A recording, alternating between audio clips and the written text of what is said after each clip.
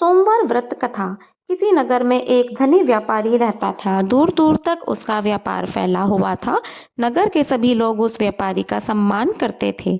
इतना सब कुछ संपन्न होने के बावजूद भी वह व्यापारी बहुत दुखी रहता था, क्योंकि उसके कोई संतान नहीं थी, जिस कारण अपनी मृत्यु के पश्चात व्यापार के उत्तराधिकारी की चिंता उसे हमेशा सताती रहती थी। पुत्र प्राप्ति की इच्छा से व्यापारी प्रत्येक सोमवार को भगवान शिव जी का पूजन किया करता था और शाम के समय शिव मंदिर में जाकर शिव जी के सामने घी का दीपक जलाया करता था। उसकी भक्ति देखकर मां पार्वती प्रसन्न हो गई और भगवान शिव से उस व्यापारी की मनोकामना पूरी करने के लिए निवेदन करने लगी। भगवान शिव बोले, इस संसार में सबको उसके कर्म के अनुसार फल की प्राप्ति होती है। जो प्राणी जैसा कर्म करता है उन्हें वैसा ही फल प्राप्त होता है। शिव जी द्वारा समझाने के बावजूद मां पार्वती नहीं मानी और उस व्यापारी की मनोकामना पूर्ति हेतु वे शिव जी से बार बार अनुरोध करने लगी। अंततः माता के आग्रह को देखकर भगवान भोलेनाथ को उस व्यापारी को पुत्र प्राप्ति का वरदान देना पड़ गया। वरदान देने के पश्चात भोलेनाथ मां पार्वती से बोले कि आपके आग्रह पर मैंने पुत्र की प्राप्ति का वरदान तो दे दिया, परंतु उसका यह पुत्र 16 वर्ष से अधिक समय तक जीवित नहीं रहेगा। उसी रात भगवान उस व्यापारी के सपने में आए और उसे पुत्र प्राप्ति का वरदान दिया और उसके पुत्र के 16 वर्ष तक जीवित रहने की भी बात भी बता दी। भगवान के वरदान से व्यापारी को खुशी तो हुई, लेकिन पुत्र की अल्पायु की चिंता ने उस खुशी को नष्ट कर दिया। व्यापारी पहले की तरह सोमवार के दिन भगवान शिव का विधिवत व्रत करता रहा और पूजन करता रहा। कुछ महीनों के बाद उसके घर में एक अति सुंदर बालक ने जन्म ले लिया और घर में खुशियां ही खुशियां भर गईं। बहुत धूमधाम से पुत्र जन्म का समारोह मनाया गया, परंतु व्यापारी को पुत्र जन्म की अधिक खुशी नहीं हुई, क्योंकि उसे पुत्र की अल्प आयु के रहस्य का पता था। जब पुत्र 12 वर्ष का हुआ तो व्यापारी ने उसे उसके मामा के साथ पढ़ने के लिए वाराणसी भेज दिया। रास्ते में जहाँ भी मामा भांजे विश्राम करते, वही यज्ञ करते और ब्राह्मणों को भोजन कराते।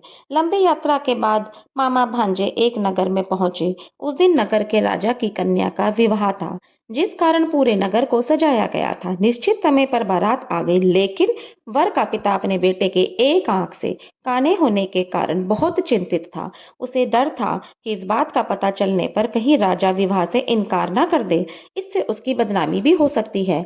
जब वर के पिता ने व्यापारी के पुत्र को देखा तो उसके मस्तिष्क में एक विचार आया। उसने सोचा, क्यों ना इस लड़के को दूल्हा बनाकर राजकुमारी से विवाह करा दूं। विवाह के पश्चात इसको धन देकर विदा कर दूंगा और राजकुमारी को अपने नगर को ले जाऊंगा। वर के पिता ने लड़के के मामा से इस संबंध में बात की। मामा ने धन मिलने के लालच में वर के पिता की बात स्वीकार कर ली।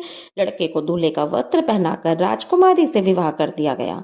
राजा ने बहुत सारा धन देकर राजकुमारी को विदा कर दिया। शादी के बाद लड़का जब राजकुमारी के साथ लौट रहा था तो वह सच नहीं छिपा सका और उसने राजकुमारी की ओढ़नी पर लिख दिया, राजकुमारी, तुम्हारा विवाह मेरे साथ हुआ था। मैं तो वाराणसी पढ़ने के लिए जा रहा हूँ और अब तुम्हें जिस नवयुवक की पत्नी बनना पड़ेगा वह कान्हा है। जब राजकुमारी ने अपनी ओढ़नी पर लिखा हुआ पढ़ा तो उसने काने लड़के के साथ जाने से इनकार कर दिया।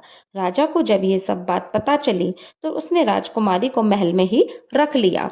उधर लड़का अपने मामा के साथ वाराणसी पहुंच गया और गुरुकुल में पढ़ना शुरू कर दिया। जब उसकी आयु 16 वर्ष की हो गई तो उसने यज्ञ किया। यज्ञ की समाप्ति पर ब्राह्मणों को भोजन कराया गया और खूब अन्न वस्त्र दान किए गए। रात को वह अपने शयन कक्ष में सो गया था। शिव के वरदान के अनुसार शयन अवस्था में ही उसके प्राण पखेरु उड़ गए। सूर्योदय पर मामा मृत भांजे को देखकर रोने पीटने लगा। आसपास के लोग भी एकत्र होकर दुख प्रकट करने लगे। लड़के के मामा के रोने विलाप करने के स्वर को सुनकर समीप से गुजरते हुए भगवान शिव और माता पार्वती सुने और उनके पास आकर बोले। माता पार्वती ने भगवान से कहा कि प्राणनाथ, मुझे इसके रोने का स्वर सहन नहीं हो रहा है, आप इस व्यक्ति के कष्ट को दूर कर दीजिए। भगवान शिव ने माता पार्वती के साथ अदृश्य रूप से समीप जाकर देखा तो भोलेनाथ पार्वती से बोले, यह तो उसी व्यापारी का पुत्र है जिसे मैंने 16 वर्ष की आयु का वरदान दिया था। इसकी आयु पूरी हो गई है। माता पार्वती ने फिर भगवान से निवेदन किया और उस बालक को जीवन दान देने का आग्रह किया। माता पार्वती के आग्रह पर भगवान शिव ने उस लड़के को जीवित होने का वरदान दे दिया और कुछ ही पल में वह जीवित होकर उठ बैठा। शिक्षा समाप्त करके लड़का मामा के साथ अपने नगर की ओर चल दिया। दोनों चलते हुए उसी नगर में पहुंचे जहां उसका विवाह हुआ था। उस नगर में भी यज्ञ का आयोजन किया। समीप से गुजरते हुए नगर के राजा ने यज्ञ का आयोजन देखा और उसने तुरंत ही लड़के और उसके मामा को पहचान लिया। यज्ञ के समाप्त होने पर राजा मामा और लड़के को महल में ले गया। कुछ दिन उन्हें महल में रखा और बहुत सा धन वस्त्र आदि देकर राजकुमारी के साथ विदा कर दिया।